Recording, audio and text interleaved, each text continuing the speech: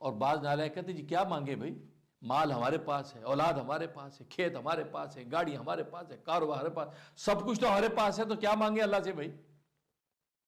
یہ ہوائی بات نہیں، خود براہ راست مجھے ایک مالدار شخص نے یہ بات کہہ دی کہ جی کیا دعا مانگیں، سب کچھ تو ہے ہمارے پاس، زبان بولنے والی، دیکھنے والی آنکھ، سب چلتے پھرتے، صحت ہے، سب کچھ سب تو ہے۔ اللہ اکبر! اس نالائق کو پتہ نہیں یہ تو سب کا سب امانت ہے، سب کا سب امانت ہے مالک کا، اور وہ امانت کسی وقت بھی چھین جا سکتی ہے، کسی وقت وہ امانت چھین سکتا ہے۔ ظاہر ہے کہ امانت دینے والا مالک کسی وقت بھی امانت لے گا، اور امانت اگر اس کے بالکل شرائط کے مطابق استعمال نہیں ہو رہی تو کسی وقت بھی لے سکتا ہے۔ تبھی تو بخاری کی حدیث ہے، اللہ تبارک و تعالیٰ لوگوں کو دنیا دینے کے بعد، دنیا کی آسودگیاں دینے کے بعد واچ کرتا ہے، دیکھتا ہے اس کو کہ اس کو کس طرح برتتے ہیں، کس طرح استعمال کرتے ہیں۔ اگر دیکھتے ہیں کہ اللہ کے منشا کے خلاف استعمال کر رہے ہیں، اللہ اس سے وہ دنیا کی رونق لے کر دوسروں کو دے دیتے اور اس کو مفلس کر دیتے۔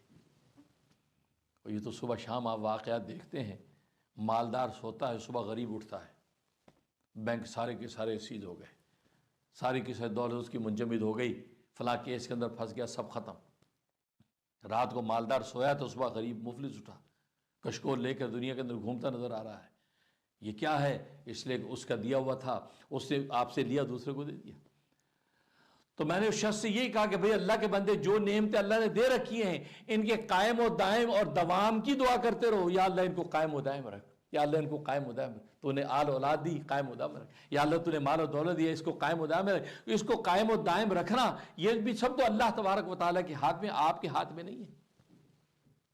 جب کسٹمر اللہ ہی بھیجتا ہے اپنے لطف و کرم سے، تو ان کسٹمروں کا بھیجتے رہنا، دائم رہنا، یہ بھی تو اللہ کی عنایت ہے۔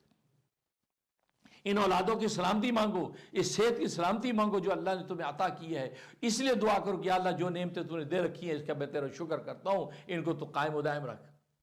یہ نہ ہو کہ یا اللہ یہ بلندیوں کے بعد تو پستیوں کے اندر ہمیں ڈال دے، یا اللہ ایسا نہ ہو، میں اس کیفیت سے پناہ مانگتا ہوں۔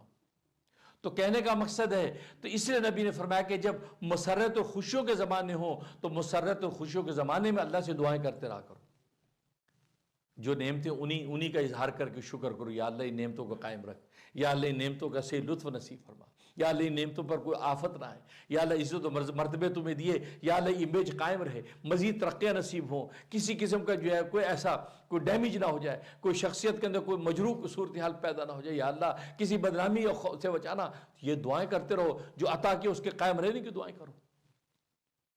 تو دعا تو فرمایا کہ اگر مسرتوں میں تم دعائیں کرو گے تو مصیبتوں میں اللہ تبارک و تعالیٰ تمہاری دعائیں سنیں گے۔ اور اللہ تو ایسے کریم ہے، اگر مسرتوں میں غافل بھی رہیں اور مصیبتوں میں اللہ کے سامنے ہاتھ اٹھا دیں، اللہ پھر بھی سن لیتے ہیں۔ ٹھیک ہے، ہاتھ تو اٹھائیں، مالک کو پکاریں تو صحیح۔ تو دعا ایسی چیز